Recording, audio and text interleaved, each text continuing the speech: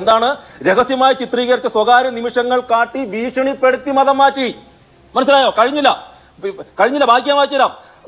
വ്യാജരേഖകൾ നിർമ്മിച്ച് സന്ദർശന വിസയിൽ ഇരുവരും സൗദിയിലേക്ക് പോയി സിറിയയിലേക്ക് കടത്താൻ വേണ്ടിയിട്ട് ശ്രമിച്ചു എന്ന് പെൺകുട്ടിയുടെ പരാതി കേരളത്തിൽ എറണാകുളത്ത് പറവൂര് നടന്നതാണ്. ഇതെന്താ അബൂബക്കർ മുസ്ലിയാരെ നമ്മുടെ മോദിജി അദ്ദേഹവുമായിട്ടുള്ള കൂടിക്കാഴ്ച നടത്തിയിട്ട് ഞങ്ങൾ ഒരു സമൂഹത്തെ മുഴുവനായി പറയുന്നില്ല, അതല്ല ഞങ്ങളുടെ അഭിപ്രായം എന്ന് പറയുമ്പോൾ അതല്ല ഇതാണെന്ന് അഭിലാഷ് എങ്ങനെ പറയാം? മാതൃഭൂമിയിൽ അച്ചടിച്ചു വന്ന ഒരു നോവൽ ഉണ്ടായിരുന്നല്ലോ മീശ. ആ മീശയിൽ എന്താ പറയുന്നത്?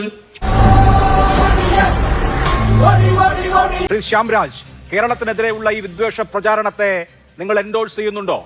ഈ ചിത്രത്തെയും ഇത് മലയാളികളെ അപകീർത്തിപ്പെടുത്തുന്നതായതുകൊണ്ട് ദേശീയ അവാർഡ് കൊടുത്ത് പുരസ്കരിക്കുമോ?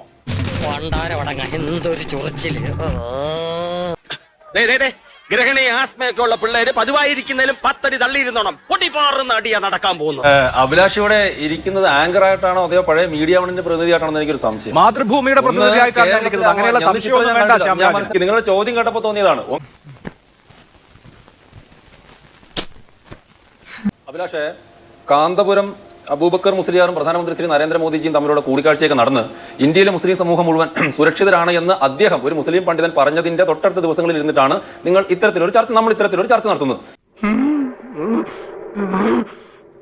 പോപ്പുലർ ഫ്രണ്ടിനെ പോലെ ജമാഅത്തെ ഇസ്ലാമിയെ പോലെ ചില സംഘടനകൾ ഇത് ചെയ്യുന്നുണ്ടെങ്കിൽ ആ സംഘടനകളെ ഞങ്ങൾ പറയുമ്പോൾ ഇവിടെ ആ സംഘടനകൾ മനഃപൂർവ്വം പ്രണയം നടിച്ച് വിവാഹം കഴിച്ച് സിറിയയിലേക്ക് കൊണ്ടുപോകാൻ വേണ്ടി ശ്രമിക്കുമ്പോൾ തീവ്രവാദത്തെ പിന്തുണയ്ക്കുമ്പോൾ പോപ്പുലർ ഫ്രണ്ട് പോലുള്ള തീവ്രവാദ സംഘടനകൾ ബാൻ ചെയ്യപ്പെടുമ്പോൾ അവരെ പറയുമ്പോൾ മുഴുവൻ മുസ്ലിം സമുദായത്തെയുമാണെന്ന് പറയുന്ന നിങ്ങളുടെ നറേറ്റീവാണ് ഇവിടുത്തെ പ്രശ്നം.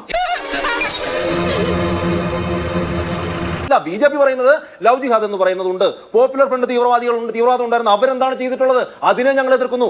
അതിനെ എതിർക്കുമ്പോൾ മുഴുവൻ സമുദായത്തെ ആണ് പറയുന്നത് എന്ന് പറയുന്നവരുടെ നറേറ്റീവാണ് പ്രശ്നം. നിനക്കിതിന് മാസക്കൂലിയ ദിവസക്കൂലിയ മനസ്സിലായില്ലേ? കാന്തപുരം അബൂബക്കർ മുസ്ലിയാരെ ബി.ജെ.പി. നമ്മുടെ മോദിജി അദ്ദേഹവുമായിട്ടുള്ള കൂടിക്കാഴ്ച നടത്തിയിട്ട് ഞങ്ങൾ ഒരു സമൂഹത്തെ മുഴുവനായി പറയുന്നില്ല, അതല്ല ഞങ്ങളുടെ അഭിപ്രായം എന്ന് പറയുമ്പോൾ അതല്ല ഇതാണെന്ന് അഭിലാഷ് എങ്ങനെ പറയാം? അതൊന്നും എനിക്കറിയാൻ മേല. ഇങ്ങനെ എന്തെങ്കിലുമൊക്കെ പറയുമ്പോഴേ എന്റെ മനസ്സിനൊരു സന്തോഷം ഉണ്ടാവുള്ളൂ. ഈ സിനിമയുടെ ഈ ട്രെയിലറിന്റെ തുടക്കത്തിൽ കാണിക്കുന്ന അഗലെ 25 साल में पूरा भारत एक मुस्लिम इस्लामिक स्टेट होगा और पूरा भारत में शरिया लागू होगा. ഇത് ആര് പറഞ്ഞതാ? പോപ്പുലർ ഫ്രണ്ട് പറഞ്ഞതല്ലേ?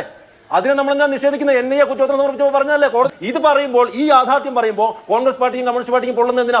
കൊച്ചിലെ കൂടെ കളിക്കുന്ന പ്രായത്തിൽ തുടങ്ങിയ നീ ആ ചെറുക്കനെ മൂപ്പിക്കാൻ വേണ്ടിയുള്ള വിസിലെ. ഇനി ഷോൺ ജോർജിന്റെ കാര്യം പറഞ്ഞു. ഞങ്ങളെ സംബന്ധിച്ചിടത്തോളം ബി.ജെ.പിയെ സംബന്ധിച്ചിടത്തോളം സ്വാഭാവിക പ്രണയങ്ങൾക്കോ പ്രണയിച്ച് ജീവിച്ചിരുന്ന ഞങ്ങൾ അന്നും ഇന്നും ഇനിയും എതിർപ്പല്ല. എന്തായാലും ഷോൺ ജോർജിന്റെ ഭാര്യ എന്തായാലും അവരുടെ പൂഞ്ഞാറിലെ വീട്ടിലും പറമ്പിലും പോയിട്ട് ആ പറമ്പിൽ ആടിനെ വയ്ക്കുന്നേ ഉള്ളൂ. ഞങ്ങളുടെ പ്രശ്നം അങ്ങ് സിറിയയിൽ കൊണ്ടിട്ട് ആളുകളെ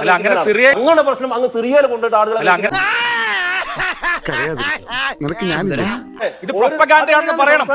ഈ നാട്ടിലെ ചെലവാകില്ലെന്ന് പറയണം. ഈ സംസ്ഥാനത്തെ വർഗീയമായി വിഭജിക്കരുതെന്ന് പറയണം. ഈ നാട്ടിലെ ജനങ്ങൾ ഒന്നാണെന്ന് പറയണം. ജോസഫ് മാഷിന്റെ കൈവെട്ടിയപ്പോ ആ ജോസഫ് മാഷെ മടിയൻ എന്ന് വിളിച്ച കമ്മ്യൂണിസ്റ്റ് പാർട്ടിയുടെ ഇപ്പോഴത്തെ നാഷണൽ ജനറൽ സെക്രട്ടറി ഉണ്ട്. അന്ന് നിങ്ങൾക്കൊന്നും തോന്നിയില്ലേ? വൺ സൈഡ് ആവരുത് അഭിലാഷേ.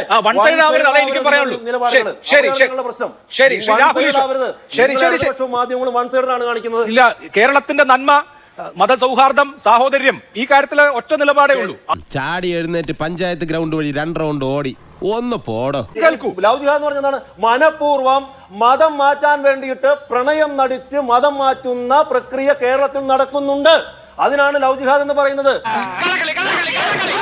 ലവ് ജിഹാദിന് അല്ലെങ്കിൽ പോപ്പുലർ ഫ്രണ്ടിന്റെ ജമാഅത്ത് ഇസ്ലാമിന്റെ നേതൃത്വത്തിലുള്ള നിർബന്ധിത പ്രണയം നടിച്ചുള്ള മതപരിവർത്തനത്തിന് കേരളത്തിലുള്ള പ്രചരണമാണ്. തൊണ്ട വിടാതെ വിശ്വസിക്കാൻ സൗകര്യമില്ല അഭിലാഷ്. മലയാളികളും കേൾക്കുന്നേ മൊത്തക്കച്ചവടം നിങ്ങൾ എടുക്കേണ്ട. മലയാളികളുടെ മൊത്തക്കച്ചവടം കേസ് എങ്ങനെയാണ്? ഫാത്തിമയുടെ കേസ് എന്താന്ന് പറയാം അഭിലാഷേ? ഇയാൾ ഉരുളക്കുപ്പേരി കോളേജിൽ നിന്ന് ഡിഗ്രി എടുത്ത് വന്നിരിക്കുകയാണ്, ഒരു തർക്കക്കാരൻ. നോക്കൂ, supreme court of India, Kerala ഹൈക്കോടതി, കേന്ദ്ര സർക്കാർ, സംസ്ഥാന സർക്കാർ, ദേശീയ വനിതാ കമ്മീഷൻ, ഇന്ത്യയിലെ വ്യവസ്ഥാപിതമായ എല്ലാ സ്ഥാപനങ്ങളും ഈ നിമിഷം വരെ ലവ് ജിഹാദ് ഇല്ല എന്ന ഖണ്ഡിതമായ നിലപാട് എടുത്തിരിക്കുക. അത് ഉണ്ട് എന്ന് നിങ്ങൾ പ്രൊപ്പഗേറ്റ് ചെയ്യുന്നത് എന്ത് അടിസ്ഥാനത്തിലാണ്? ഇങ്ങനെ കാണിക്കുന്നതാണ്. ഇവൻ പറയുന്നത് വിശ്വസിക്കരുത്. ഇവൻ ഭക്ഷണം കഴിക്കാനും കള്ളം പറയാനും മാത്രമാണ് വാ തുറക്കുന്നത്. ഒറ്റ ഉത്തരം പറയാൻ ഇടപെടല്ലേ? ഒറ്റ ഒരു വാർത്ത ഞാൻ വായിക്കാം. മതമാറ്റ കേസിൽ അറസ്റ്റിലായ ഫയാസ് സിയാദ് കേരളത്തിലെ പ്രമുഖമായിട്ടുള്ള പത്രത്തിൽ വന്ന വാർത്ത കേട്ടോ. പ്രതി ബംഗളൂരുവിൽ പഠിക്കുന്ന സമയത്താണ് യുവതിയെ പരിചയപ്പെട്ടത്. പെൺകുട്ടിയെ പ്രലോഭിപ്പിച്ച് റിയാസ് വരുതിയിലാക്കി രഹസ്യമായി ചിത്രീകരിച്ച സ്വകാര്യ നിമിഷങ്ങൾ കാട്ടി ഭീഷണിപ്പെടുത്തി മതം മാറ്റി മുഹമ്മദ് റിയാസിന്റെ അടുത്ത ബന്ധുവാണ് ഫയാസ്. ഇതെന്താ സോമ നിന്റെ അപ്പന്റെ അങ്ങാടി വരുന്ന എവിടെയോ? അതെന്താണ്? രഹസ്യമായി ചിത്രീകരിച്ച സ്വകാര്യ നിമിഷങ്ങൾ കാട്ടി ഭീഷണിപ്പെടുത്തി മതം മാറ്റി. മനസ്സിലായോ? കഴിഞ്ഞില്ല. ബാക്കി ഞാൻ വായിച്ചുതരാം. വ്യാജരേഖകൾ നിർമ്മിച്ച് സന്ദർശന വിസയിൽ ഇരുവരും സൗദിയിലേക്ക് പോയി. സിറിയയിലേക്ക് കടത്താൻ വേണ്ടിയിട്ട് ശ്രമിച്ചു എന്ന് പെൺകുട്ടിയുടെ പരാതി കേരളത്തിൽ എറണാകുളത്ത് പറവൂര് നടന്നതാണ്. ഇതെന്താ അഭിലാഷേ? നന്നായിട്ടുണ്ട്. ഇതെന്താ? പ്രണയിച്ചു, പ്രണയം നടിക്കുന്നു, ലൈംഗിക ബന്ധത്തിൽ ഏർപ്പെടുന്നു, ചിത്രീകരിക്കുന്നു. ആ ചിത്രീകരിച്ചതിന്റെ പേരിൽ ആ ചിത്രങ്ങൾ വെച്ച് ഭീഷണിപ്പെടുത്തി മതം മാറ്റുന്നു. മതം മാറ്റിയിട്ട് സൗദിയിലേക്ക് വ്യാജരേഖകൾ ചമച്ചു പോകുന്നു. അവിടെ നിന്ന് സിറിയയ്ക്ക് പോകാൻ വേണ്ടിയിട്ട് പറയുന്നു. എന്താ ഇത്? അത് ഉത്തരം പറ. നിങ്ങൾ എത്ര മറച്ചു വെച്ചാലും അഭിലാഷേ, നിങ്ങൾ എത്ര മറച്ചു വെച്ചാലും ഇതില്ല എന്നൊക്കെ സ്ഥാപിച്ചാൽ, നിങ്ങൾ പറഞ്ഞില്ലേ മലയാളികൾ നിങ്ങൾ പറയുന്ന മൊത്തം വെള്ളം തൊണ്ട തുടങ്ങാതെ വിഴുങ്ങില്ലാന്നേ. മലയാളികൾ ഇതെല്ലാം കാണുന്നുണ്ട്. നല്ലോണം കിട്ടിയോ? സാമാന്യം ഭേദപ്പെട്ട രീതിയിൽ ഒരു സംസ്ഥാനത്തെ ജനങ്ങളെ, ഇവിടെ വളരെ സൗഹാർദ്ദത്തോടു കൂടി ജീവിക്കുന്ന ഒരു സമൂഹത്തെ ഈ തരത്തിൽ സിനിമ എന്ന പേരിൽ ഈ തരത്തിൽ അപകീർത്തിപ്പെടുത്തിയാൽ അതിന് രാഷ്ട്രീയ വ്യത്യാസമില്ലാതെ, സംഘടനാ വ്യത്യാസമില്ലാതെ എല്ലാവരും അപലപിക്കേണ്ടതല്ലേ? നമ്മളൊക്കെ ഇവിടെ ഇന്നും നിങ്ങൾ തന്നെ എത്രയോ തവണ ഈ ആവിഷ്കാര സ്വാതന്ത്ര്യത്തിനെ പറ്റിയൊക്കെ എത്രയോ വാദോരാതെ പറഞ്ഞിട്ടുണ്ട്. ഒരു സിനിമ കൊണ്ട് ഈ നാട് മുഴുവനും അങ്ങ് കത്തിപ്പോകും, അല്ലെങ്കിൽ സമൂഹത്തിൽ അങ്ങ് അന്തഛിദ്രം ഉണ്ടാകും എന്ന് വിശ്വസിക്കാനും മാത്രം ഒന്നും വിദ്യയല്ല. നിങ്ങൾക്കത് തോന്നുന്നുണ്ടാവും, പക്ഷെ എനിക്കങ്ങനെ തോന്നുന്നില്ല. നമ്മൾ കേരളീയരെ കുറിച്ച് പുറത്തുള്ള ആളുകൾ, ഇപ്പോൾ യു പിയിലോ ഡൽഹിയിലോ ഒക്കെ ഉള്ള ആളുകൾ ഈ സിനിമ എന്ന് പറയുന്നത് നമ്മുടെ നാട്ടിലെ ഏറ്റവും പോപ്പുലറായ മാധ്യമമാണ് സാർ. സിനിമകളെ കൊണ്ട് മതം മാറ്റിച്ച് ഫോഴ്സ്ഫുള്ളി ബീഫ് തീറ്റിക്കുന്ന ആളുകളായിട്ടാണ് മലയാളികളെ കാണാൻ പോകുന്നത്. എന്തോന്നാടോ ഇത്? എവിടെ നിന്ന് കിട്ടിയോടോ ഈ ഉണ്ടാക്കണേ? ഒരെണ്ണം കൊടുക്കട്ടെ സാറേ.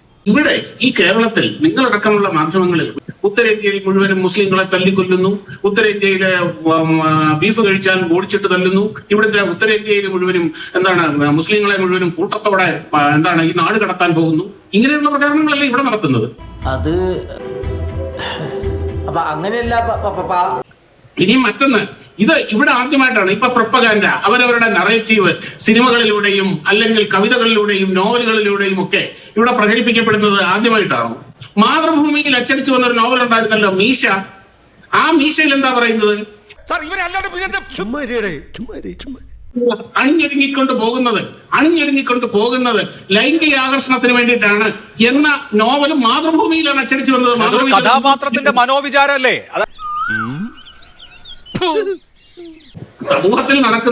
സമൂഹത്തിൽ നടക്കുന്ന ഒരു കാര്യം, അല്ലെങ്കിൽ അതിന് ആ കലാകാരൻ, ആ സംവിധായകൻ, ആ എഴുത്തുകാരൻ അയാളുടേതായ കാഴ്ചപ്പാടിൽ ഒരു സൃഷ്ടിയാക്കി, ഒരു സിനിമയാക്കി അവതരിപ്പിക്കുന്നു.